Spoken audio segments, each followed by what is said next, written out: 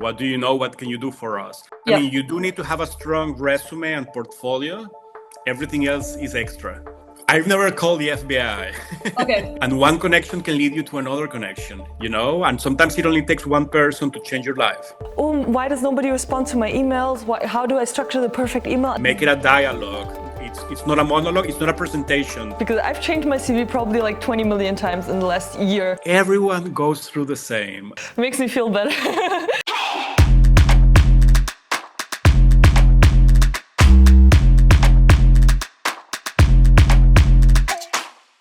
Every single day, I get thousands, I kid you not, thousands of DMs from architecture students and young professionals asking me the same question. How do I get my first job in architecture? How do I land a job at a big firm? How do I actually build a career in this field? And that's exactly why I wanted to bring on today's guest. Welcome to Architect Explains Episode 2. Rami Aizenman is an architect and consultant with decades of experience throughout the US and abroad. He graduated from Kansas State University with a Bachelor's of Architecture, then worked for award-winning firms, and today he's a consultant for Bespoke Careers, where he's now in New York helping connect architects and young talented architecture students with some of the best firms worldwide, which makes him the perfect person to explain to you how to land a job in architecture. So let's ask Rami Aizenman, how do you land a job in architecture? Now we're back here with our guest that I've just introduced to you guys, and we're going to talk about how to get hired. So, Rami, could you maybe walk us a little bit through, first of all, thank you so much for being here. I know I already said this off screen, but I just think it's super incredible that you, as such a big expert in the industry, would like to share your wisdom with us. I'm really curious. A lot of people are saying the job market is trash in 2025. And it might be, I'm not going to share my opinion on that, but what do you think architecture firms are looking for in 2025? Okay. First of all, thank you for the invitation. I'm so happy to be having this conversation with you. It's easy to say that the market is trash because I heard that in 2024, in 2023, 2022. There are so many variants. It's where you are, what the economy is, what the political situation is. But there's always jobs, and I think what we need to focus on is how to get those jobs. So back to your question, what companies are looking for in 2025? I would say, besides the obvious, like any company is looking for someone who's responsible, who's going to be a good employee, but more specifically about architecture in 2025, there's a couple of things that I have noticed that have been trending. First of all, architects that have some knowledge, technical knowledge, like Beam or Revit, or especially now AI tools, implementations. That's something that can open a lot of doors for you. Okay. Something else could be sustainability, either sustainability experience or just your passion for it. Most firms that do this type of work, they don't expect a recent graduate to know a lot. I mean, you learn as you go, but for them, it makes a big difference if you have a passion for it, or if you have an interest, or if you can prove that you have taken a class, or you have at least some general knowledge. They don't expect you to be an expert on the subject as a junior architect, but if you have an affinity to this field, to this area, it's something that can make a difference for sure. Something else could be, nowadays in the times that we live, where a lot of people work remotely, there are different types of setups in architecture offices, as opposed as it used to be before, which was very, I could say, generic, across the board. So something firms look for is your ability to adapt to different situations, to be able to work remotely. And that means that you need to have good communication skills. You have to be good to work as part of a team. And that might sound a little cliche because everyone puts in their resume, I have good communication skills. Yeah. But that has to mean something. It means that you have to be able to write a report or an email with no misspellings, where you can easily communicate something and people can understand it. Also, when you speak in person, you have to be able to share your ideas. make yourself understood, and just be approachable. The same way they want people to be able to communicate. They also like candidates who are open to receive that information as well. Amazing. I'm really curious because I'm actually in the privileged position that my university offers like sustainability coaching, and I go through the sustainability program now also at Politecnico di Milano, where I'm getting my master's degree. But what do we do if, for example, I'm a student that doesn't have that privilege, that has to like figure it out on their own? They don't get taught AI, they don't get taught BIM, like, because I don't get taught BIM at university, like I had to learn it at work. What are maybe some recommendations? Like, do you take courses online? Do you look on YouTube? Like, what would you recommend to get those skills that get you hired? All of the above, yes. Okay. I think if you don't have access to this type of classes at school, nowadays with the internet and AI, there's so many classes you can take. You can go to YouTube, or depends on where you live, some groups you can join, or there might be some classes that are not part of your curriculum, but some classes you can take somewhere else. Again, I want to emphasize this. When it's very different when firms hire someone junior or recent graduate as opposed to when they hire someone more senior. Yeah. So I'm going to divide my question in two parts. If you are more senior and knowledgeable, of course, the expectations are higher, and firms look for a level of expertise in a certain field, let's say sustainability or BIM. When you're a junior, firms don't.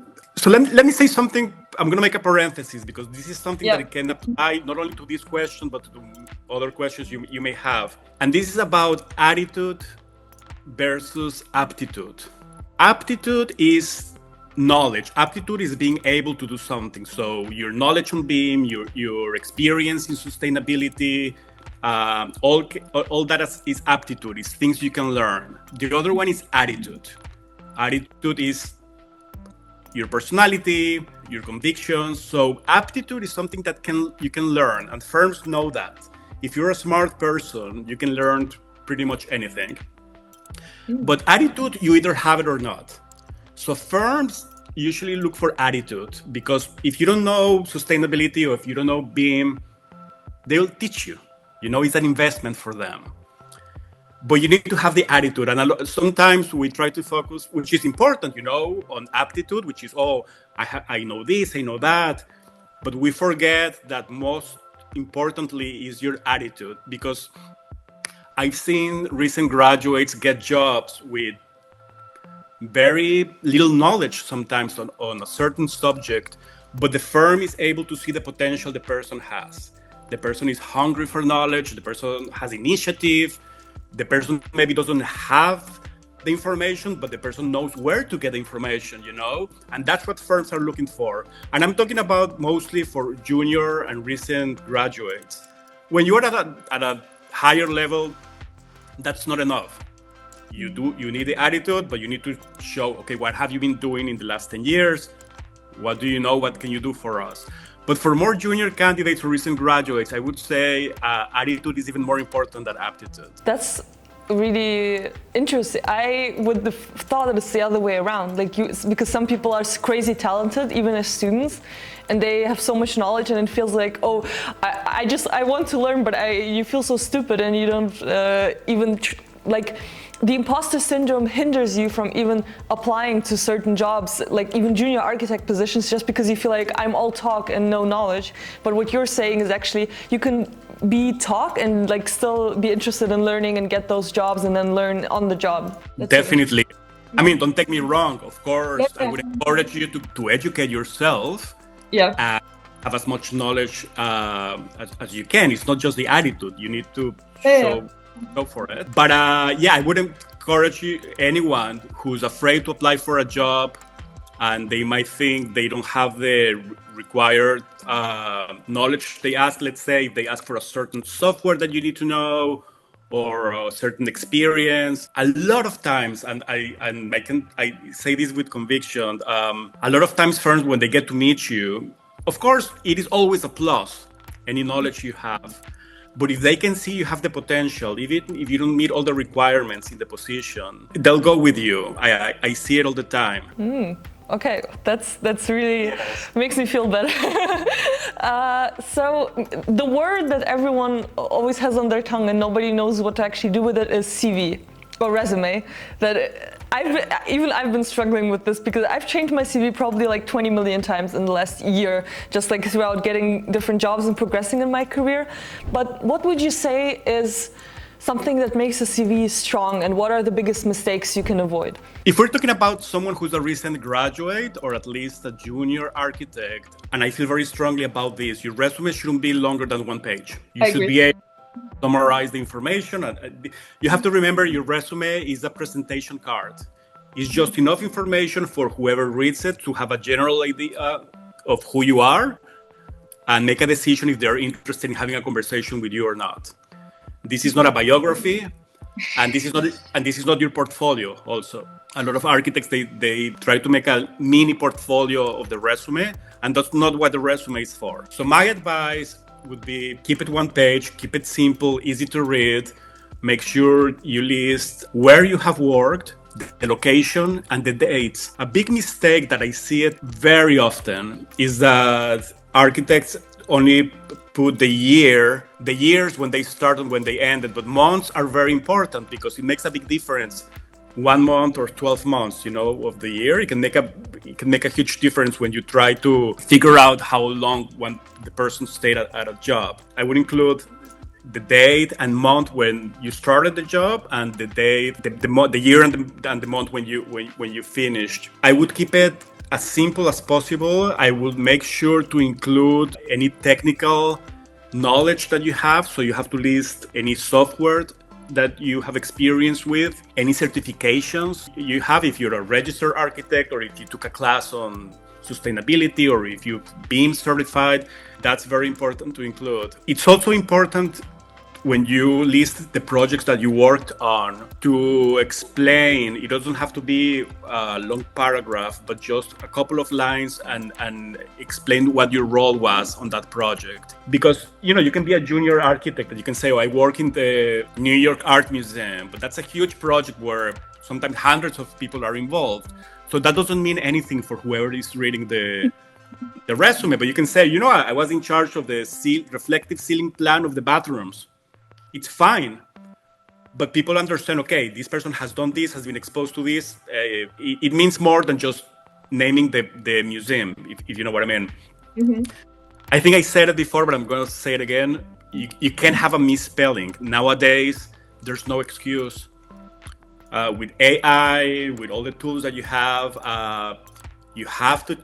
I have seen firms declining interviews just because they found a misspelling in the resume. Oh God. Yes, and I've seen it many times. Okay. Not because of the misspell itself, but it says a lot about the person. Sometimes it doesn't, but sometimes firms take it very seriously, so no misspellings. But in general, I would say, at the end of the day, you are an architect, you're a designer. This is your presentation card, so make it yours, Now, that doesn't mean that I would discourage you if you want to treat it as a portfolio. So probably pictures are not needed on your resume, pictures of projects. Don't overdo it. That would be my advice. But make it yours, There are a lot of templates that you find online, and, that's good, for lawyers or engineers. As an architect, I think it makes a difference if you make it yours because you are a designer and you are presenting yourself. It doesn't mean that you have to add colors or pictures. It has to be easy to read, but you don't want it to look too generic because it's just going to look like many other resumes, just with a different name on it. Now, it also depends, Maria, where you are applying for the job. For example, I'm based in the US, and by law here in the US, which I know is very different from other parts of the world, you can't put a picture of yourself on your resume. You can't? No, you're not supposed to. It's not illegal. Some people do it, especially, in cities like New York, where I live. We have a lot of architects that come from abroad, and they have the picture on your resume. So it's not going to work against you. But it's important to know that most people in the US, they don't put a picture of themselves. You don't put any personal information. You don't put your age. You don't put your gender. And the reason for this, which is obvious, is because you want to be hired by what you bring to the table and by your experience and your skills, and not by any other reason. Now, I work in New York, and I work with a lot of architects that come from abroad, and a lot of them, they have their picture on the resume, and I don't tell them to take it out. I just explain to them what is expected here in the US. But if you feel very strongly about keeping it, I tell them, ultimately, it's your presentation card. This is how you want to present yourself. Do it. It's not going to work against you, but it's important to know the market that you're applying to, what the expectations are. That's actually really interesting. I have a picture in my CV, and now I'm rethinking everything I've done. But so far, Europe hasn't been hit by the picture thing. I actually heard people say you should put a picture on your CV, so this is kind of new to me. But again, that goes back to where you're applying. You have to understand the market. Yeah. Probably if I was in Europe where a picture is expected, I would probably include one, because it would seem weird. Why am I hiding? Why I'm not showing my picture if everyone else is? Every market is different, and here in the US, they try to make it as fair as possible. So that's one of the reasons pictures are not encouraged. But again, if you include your picture, it's not going to make a difference. This is very obvious, but if you're going to include a picture, it has to be a professional picture. Yeah, definitely. That's very important to keep in mind. A question I get when I make reels or videos about how to build your CV is, what should you do if you have very little to no experience and you're still trying to create a CV? Do you put your courses you've done on it? Do you expand your education section?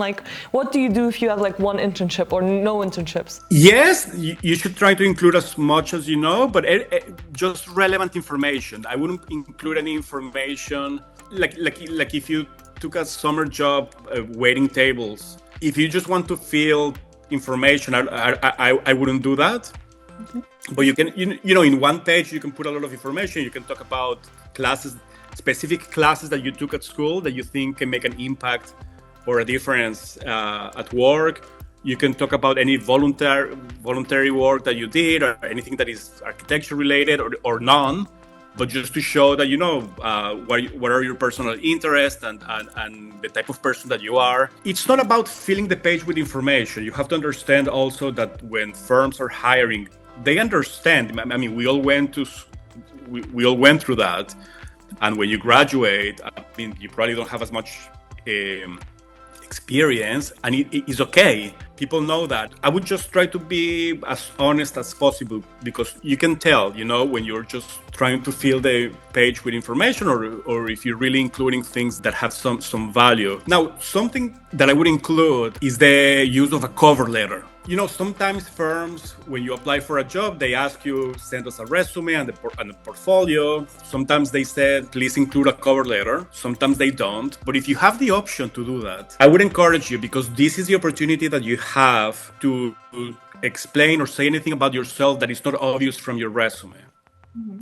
So let's say, going back to your question, you just graduated, or maybe you didn't graduate yet, you don't have that much experience, you don't have a lot of information on your resume, but that's when the cover letter can play an important part, because then you can explain why you haven't had that much experience, but the type of experience that you want to get, and where your interests are, and what your strengths are. Because sometimes you can have a lot of strengths as a person or as a professional that you can really include on the resume, because the resume is very rigid. I work here, I know these softwares, and this is me. The cover letter becomes more personal. Mm-hmm. And I go back to our previous conversation about attitude versus aptitude. So on the cover letter, you can talk about yourself. And maybe you don't have that much experience, but you can show them that you're willing to learn, you're excited to do it. You have done things in the past that maybe are not related to architecture, but they might help you as a professional.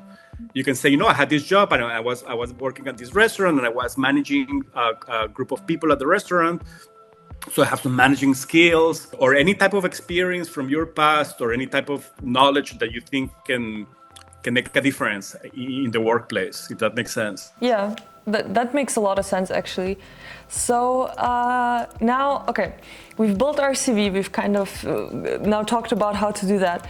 There's been a lot of like content made about portfolios, so this is not just going to be another portfolio guide, but I do want to ask you some of the most asked questions that people usually have that are very people have conflicted opinions about them, let's just say that. So one of the questions is always, how long should a portfolio be? How many projects should be in a portfolio? I've been fighting with people over this, so I'm curious to hear what you think. I mean, I'm going to speak in very general terms because ultimately the person who's hiring, they might have different views from other firms. But in general, what is expected? At least from my experience, for someone who's junior or recent graduate, probably around 10 pages, I think. Okay. And again, I wouldn't say it has to be 10. It can be a little longer, a little shorter, but I think 10 pages is a good amount of space to show what you want to show. Sometimes that can be limited because when you apply online, sometimes they have a size limit on the file you can include, Now, when that happens, there are two things you can do. You can make your portfolio shorter with less pages, or you can reduce the size of the file. So sometimes that translates into the images not being as crispy and clear. And for architects, that sometimes that can be a terrible thing to do, but as a person who's hiring, first of all, they understand that the images they're looking at might not be the best quality, but you had to reduce the size of your portfolio, so it's understood. And if they call you for an interview, you'll be able to show the work full size. So I don't think that's going to be a deterrent from any hiring person not to meet with someone. Now, of course, it has to be at least legible enough that you have to be able to read what it says and look at the images. You can send something that is completely pixelated and you have to stand like 5 meters away just to see what the image is about. So use common sense, right? But I would say, 10 pages, definitely if you have any professional experience, either from internships or because you're not a recent graduate anymore, you have a few months of experience or a year or whatever, always start with your professional experience and then the academic. Okay. Now, a lot of times I have this conversation with architects. You're very proud of all the work that you did at school. You have very nice renderings. You have all these projects that you spent days working on that you want to showcase, of course. But when someone wants to hire you, most probably they will be more interested in your professional experience. It doesn't mean they don't want to look at your design skills and what you did at school. Of course, you have to include that, especially, as a junior recent graduate. But you have to include your professional experience because ultimately they want to see, okay, what can you do for us? What have you done for someone else and how you can serve us? Yeah. And a lot of architects hesitate because usually, the reality is when you're a junior architect, you don't design museums. You're probably doing wall sections, reflecting ceiling plans, things that are not maybe sexy, but that's what they want to look at. And so don't be afraid of putting that on the first page of your portfolio. And of course, continue with all your design experience from school and any other materials you want to include. But I feel very strongly about this. You have to start with your professional experience. Also, on that subject, Maria, I think the most successful portfolios is not just a matter of size, which is important too, because if they're too long, they'll never get to the end and they'll just move on to the next one. And if it's too short, it might not be enough information for them to understand who you are. But it's also about what you include in your portfolio. Yeah. So it's not just about including nice renderings and nice pictures of the work you have done. The most successful portfolios I've seen are the ones that include a variety of information. So not only you include the rendering, you can include hand sketches that you've done at work on your own time. You can include technical drawings, like a wall section or a construction detail, and even personal work that you've done. Like, let's say if you're good at sculpting or painting, or if you have any skill like that, you can include that at the end of your portfolio. If you're a photographer, any visual skills that you have, not only visual, but anything that can be related to architecture and design, it's also okay to include that at the end. But again, I would make the most successful portfolios are the ones that they mix not only the nice renderings, but some technical drawings, hand sketches, and of course, which is very important, you have to explain the process. So it's not only showing the final result. What they're interested in hearing is how you got to that point. When you go to an interview, it's easier because they will ask you questions. I'm skipping to another question that we might have. But you should be able to show, at least in your portfolio, if you show a rendering of a project, you have to explain not only the name of the project, but what your role was on the project and any specific tasks that were yours. That's very, very important. And you can always elaborate on that if you have the opportunity to meet them in person. You just answered my next question, because I was going to ask how important is the storytelling in your portfolio. So you're saying it is important. You do need to show the process of every single work. And I've been saying this as well. I think it's so... people, especially students, forget that nobody actually cares about just the final image, how good it looked at the end. It's a lot about how, your trial and errors and going back and the details you drew to figure out how to construct this thing. And so I think I definitely agree with you on this. The next thing I wanted to ask is online presence. So we're in 2025. A lot of architecture students are building their presence on LinkedIn. They're making YouTube videos. They're making reels, TikToks, whatever, myself included. So I wanted to ask you, as someone who's also present online, how important is LinkedIn or Instagram today for architecture students in terms of getting a job?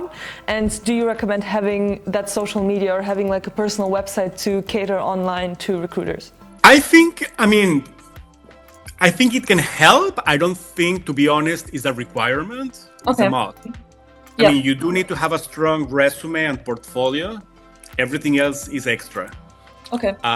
If you have a personal website, I would make sure to include the link on your resume, and make sure that all the information that you have on your personal website aligns with what you have on your resume. So sometimes you forget to update, and there might be discrepancies between one and the other. Maybe your website doesn't have the most updated resume, because resumes grow, they change with time. So make sure that if you're sharing your personal website, make sure that all the information is updated and there are no discrepancies. In terms of social media, it always looks good that you have a profile on LinkedIn, which is I would say the most used website for this. Again, make it professional. Make sure all the information that you have on LinkedIn is the same as the one you have on your resume. A lot of times I've seen resumes, sometimes they have some missing information, like a year. They don't show what the person did for a year or for a few months. So the first thing that you do, you go to their LinkedIn to check if the information is there. Mm-hmm. And a lot of times you go to the LinkedIn and then you realize that some of the information is not the same. Sometimes by mistake, sometimes maybe not try to hide something. So make sure that whatever information you're showing on your resume has to be the same as what you show online. I'm talking about LinkedIn specifically here. Now, the personal website, listen, from my experience, probably less than 10% of the people that applied to my jobs had their own personal website. Okay. But things have changed. I know, it's 2025. It's more common now for people to have an online presence. I don't think it's a requirement to get a job, to be honest. Yeah. But it always helps. It just adds more information. Just make sure all the information is consistent across the board. Yeah, definitely. So another question I wrote down that I got from someone that commented was, how do recruiters actually search for candidates? Do they go on LinkedIn? When you've applied, do they just check you out on Google? Do they Google your name? Do they do a scrub search with FBI? What is actually happening once you apply? How do they check you out? I've never called the FBI. Okay. I mean, just like with any profession, different recruiters have different ways of doing their job. I can speak from my own experience. LinkedIn obviously is a very important tool that we use. But, other ways that we find right candidates are through networking or through referrals. So I would encourage anyone looking for a job, just to expose yourself, go to any place where architects are getting together. It can be like a lecture that you're interested in, or just belong to a group online that they discuss any area that you're interested in, but just expose yourself. Now, one advantage of using, let's say, LinkedIn, for example, is not just having your online presence, but on LinkedIn, you can make connections. And one connection can lead you to another connection, and sometimes it only takes one person to change your life. Yeah. So when we look for candidates, and let's say I go to your LinkedIn profile and I say, oh, Maria is connected with this person. And I know this other person. So it can work in your favor in different ways. I can say, oh, she's well connected. She knows people that I have worked with in the past. I can also reach out to those connections and ask about Maria before having to call the FBI, But yes, I would encourage anyone to have an online presence, to expose yourself, go to join any clubs that you're interested in, or go to any conferences or lectures. You might be sitting next to someone when you go to a lecture, and you might be sitting next to someone who might become your future employer and change your life. You never know. But definitely staying at home, it's not going to help. Yeah. So this is a perfect lead into my next point, which is the application strategy, because it's, oh my God, I get stressed when I talk about this, because every day it's like, oh, why does nobody respond to my emails? How do I structure the perfect email? And I've been saying, like, guys, it's not about the email. It's about going to the events, like meeting people outside, like network. This interview happened because I connected with you on LinkedIn and I asked you a question and you responded, and it was something completely different initially. And then because I was interested in your person and what you can do, I was like, oh, we should do this. And this is how it happens. Like sometimes you don't even know what's gonna happen based on the connection you make with the person. And I think that's exactly what you said as well. So what is the best way to network and get noticed once you're at an event or once you're at the press conference and there's an architect there that you want to talk to? What do you actually do? Sometimes people can send hundreds of applications and not get a response, and that's probably the most common observation that I get from candidates. It happens to everyone, especially if you are applying in a competitive market. There are lots of architects looking for jobs, and everyone is applying for the same positions. So don't get frustrated, be persistent. Sometimes that's very specific on the situation, but you can do a follow-up, you can show up in person. But again, these are very specific cases. But in general, my advice is don't give up, and everyone is is on the same boat. And sometimes it's hard for you to know that, because you know yourself, you're not getting any responses. But sometimes, knowing that everyone is experiencing the same might encourage you to keep trying and find a way to be in. Now, back to your question about how to interact how to network. It's very personal. It might sound a little cliche. Be yourself. Just be yourself. People can see easily if you're being yourself or if you're pretending to be something else. Don't be afraid of talking to anyone. Keep in mind that when you go to those events, most people feel the same way. Even, and I say this with confidence, even when you go to an event and you see like senior architects sitting there, and they might feel the same way. They don't know anyone else. They don't know how to start a conversation. Just because someone is senior and well established doesn't mean that they don't have the same feelings as you do. So that helps you, just understanding that we're all on the same boat. We just want to make connections, and we want the same thing. So just be yourself. Don't get too stressed. Back in my day, it was helpful to have business cards, because that's where your information was. 2025, I'm not sure if people use business cards, to be honest. I do. I have a business card. Okay, great. Okay. But I only have it to give to I don't want to say like senior architects. Like I hand it out to more senior people than me, for sure. Yeah. Yes, of course, it's not something that you would hand to other No. other young architects. It looks very professional. If you have your business card, not only is professional, but it's a way it's a way for them to know. You can include your personal website or just basic information, but it's also an excuse for you to follow up with the person, because if you give a business card, probably the person will give you one too. And then after the event, you can follow up with that person. You can send an email. It was very nice meeting you. I really enjoyed the conversation that we had. But it's a good excuse to follow up with that person. If you don't have their personal information, sometimes it's really hard to follow through. I think you also mentioned this about referrals. There's a big idea that referrals are always better than cold applications. Is there a difference? Like, what works better? Should you, even if you know someone at the company, should you get them to refer you? Or is it better to just cold apply and then later on say in the interview, like, oh, I actually know people at the company or something like that? What would you suggest? First one, for sure. Yeah, okay, yeah. And not in architect, and it's common sense. Let's say you're going to hire someone to work in your house. You rather have someone that is being referred by someone that you have references, someone that you trust, someone that you like is giving a good word. Of course, that's going to make a difference with someone that you have no idea who they are besides what they tell. So for sure, use any connections that you have. And something that I constantly tell architects looking for jobs: don't be afraid of asking for help. Most people are happy and willing to help you, but they need to know that you need the help.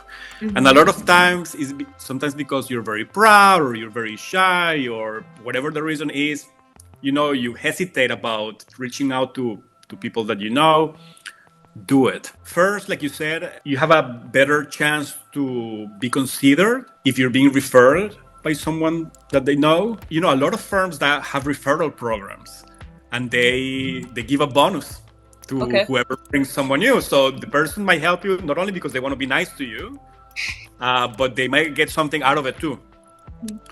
So don't be afraid. And even, it doesn't have to be your best friend or your sister. It can be, a classmate that you had at school or someone that you worked with in the past. Don't be afraid. Just reach out and say, hi, this is Maria. Remember me? I'm looking for a job. I'm very interested in the firm where you work and I noticed they have an opening, and it's very specific on the situation, but definitely it's a big yes. You have a better chance to get hired or at least get an interview. Not being hired, the referral is good for them to get to speak with you. Yeah. Then it's on you to get hired or not. Ultimately, you have to bring with you what they need.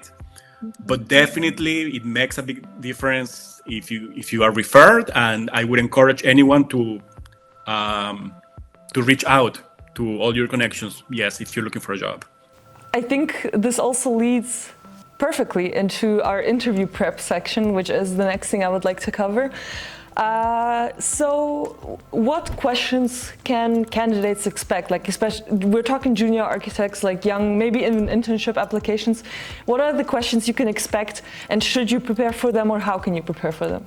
It's hard to predict the type of questions that you'll get because it ultimately comes down to who's making the interview. It's very different, the questions you might get when you apply for a large multinational firm as opposed to applying for a mom and pop small firm, and obviously the questions have to be different because the job you're applying to can be very different one from the other.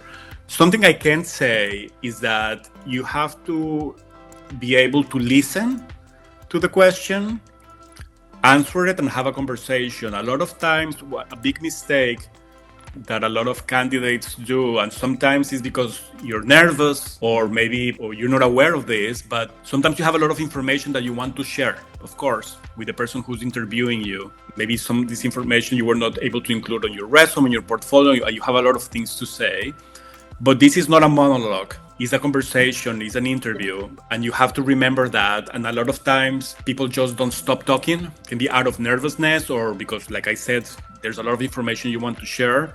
So my advice regardless of what the question is, listen to the question, understand what the question is, and answer the question. Yeah. And make it a dialogue, don't make it a monologue.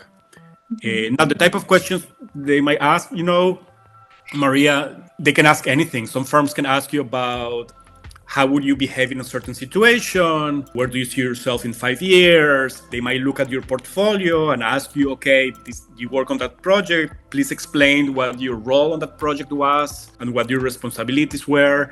So I can't really tell you the type of questions they'll ask, because they can also be very personal questions about, what your personal interests are. How do you feel about working with people? How much experience you have working with people? Are you able to follow directions? Do you feel more comfortable working independently? It depends on the type of job you're applying to and the work environment that they have. But the advice that I can give you for sure is to be able to learn how to listen, to understand what the question is, and focus on answering that. Make it a dialogue. It's not a monologue. It's not a presentation. A lot of times, especially, we're coming from architecture school, when you're used to standing in front of a class, presenting your project, This is not a presentation. It's a dialogue. So you have to remember that it's a different setting. It's not that you're going to talk for 30 minutes non-stop about your portfolio. It's a back and forth. Maybe this is a Germany thing, but I just wanted to give a little insight from someone who has been in the job market recently. Like, I've only become self-employed like a month ago, technically. And before that, every time I would apply for an internship or working student position, the interview would go like something like this. I would come in, they would ask me a couple of questions about where I worked, and then they would open my portfolio and we would go through every single page, and they would ask me, oh, can you explain this? Like, why did you do that? Like, why is this construction detail like this?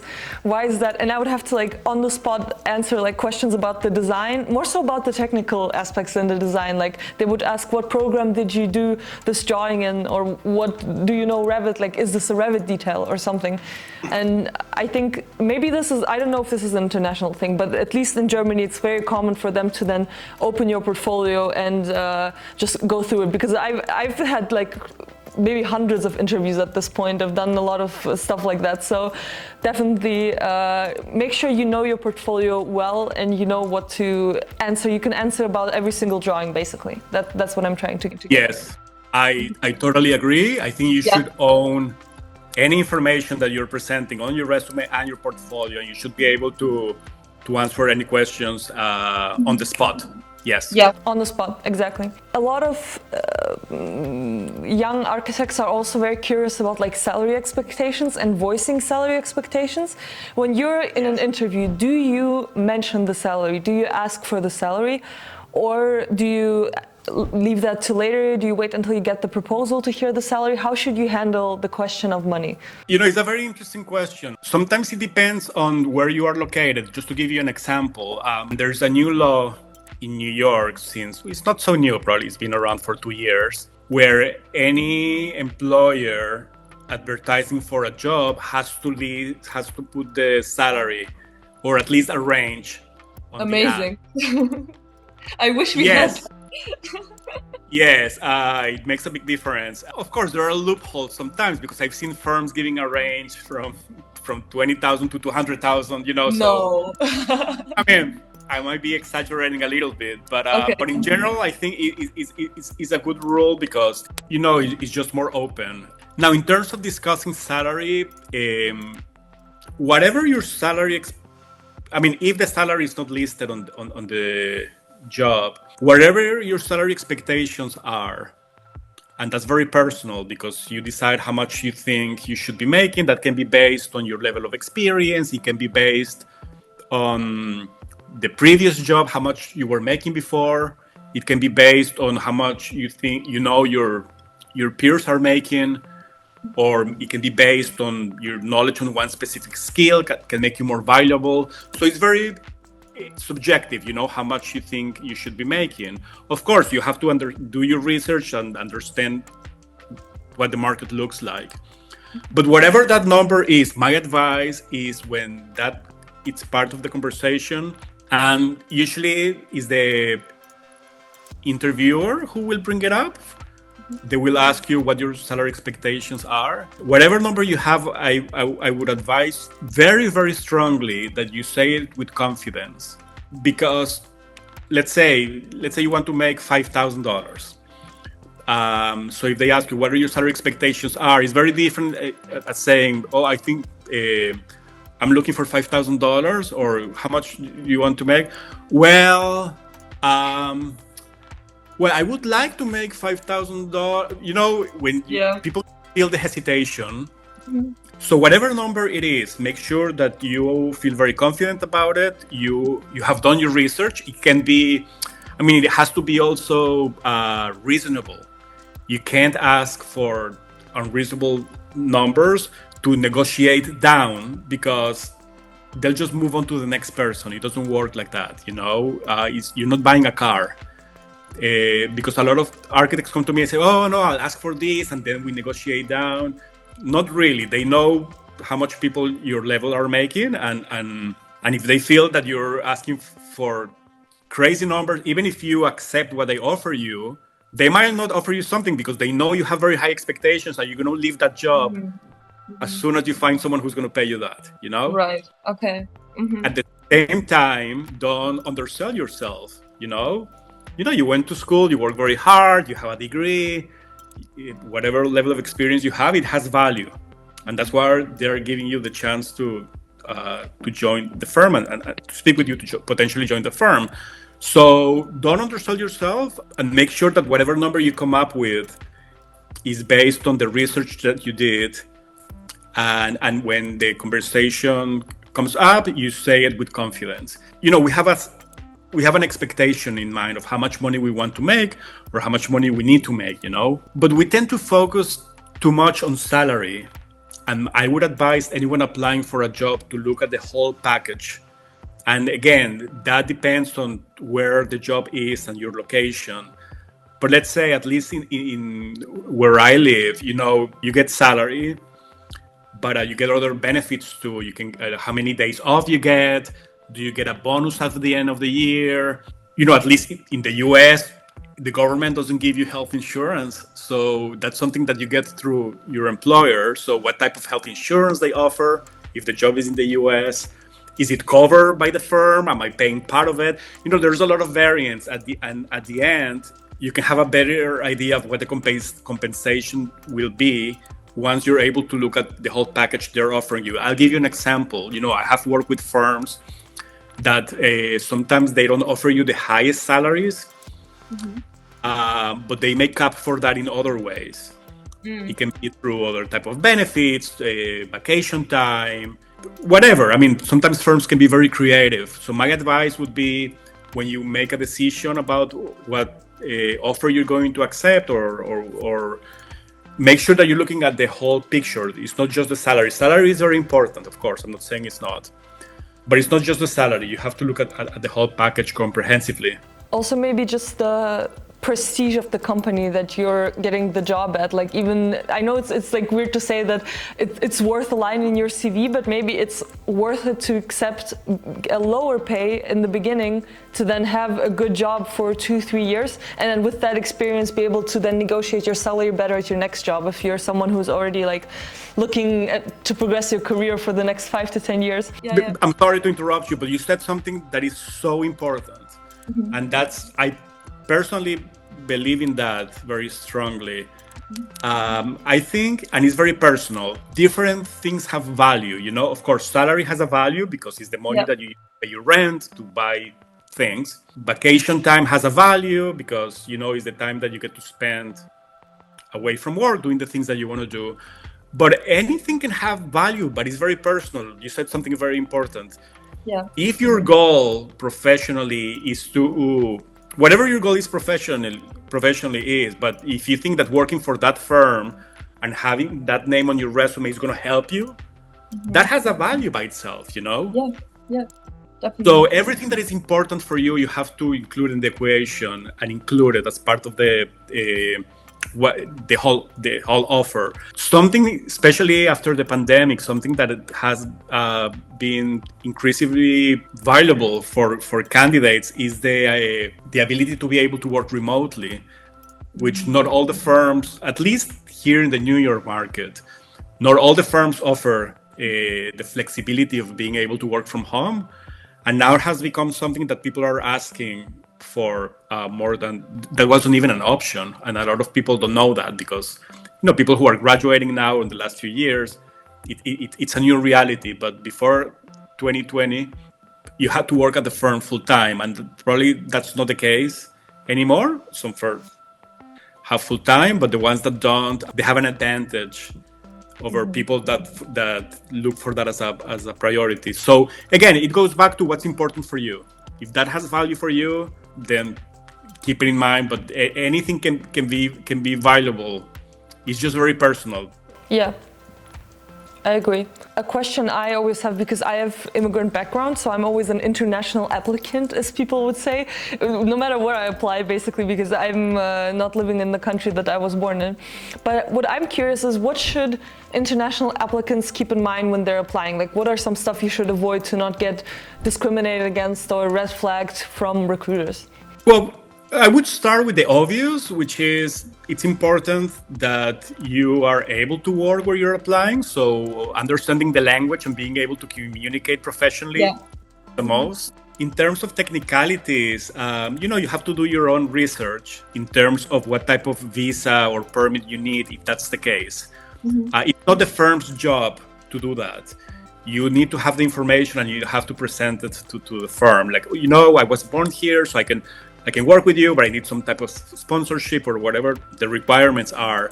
You have to bring the information. Most firms already know that because you might not be the first international candidate that they hire, but it's not their responsibility to do that research. Yeah. You have to understand what is expected, what is needed, and be upfront about it from the first interview. Don't expect until you get an offer and say, oh, by the way, I need sponsorship or...